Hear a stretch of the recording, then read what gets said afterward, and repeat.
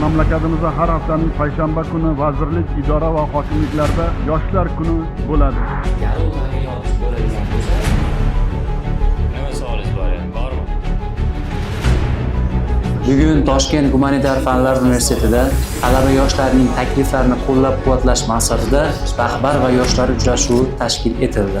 Bugungi rahbar va yoshlar uchrashuvida Toshkent shahar, Yangi Hayot tumani prokuratura xodimlari, Ichki ishlar bo'limi xodimlari, Yoshlar ishlari agentligi bo'limi xodimlari, Yangi Hayot tumani hokim yordamchilari, bank xodimlari, bandlik bo'limi xodimlari, Toshkent Gumanitar fanlar universiteti rektori ham, shuningdek, oila va xotin-qizlar bo'limi xodimlari ishtirok etishmoqda. Muhtaram yurtboshimiz tomonidan yoshlarga berilayotgan imtiyozlar, imkoniyatlar haqida to'liq ma'lumot berib o'tildi.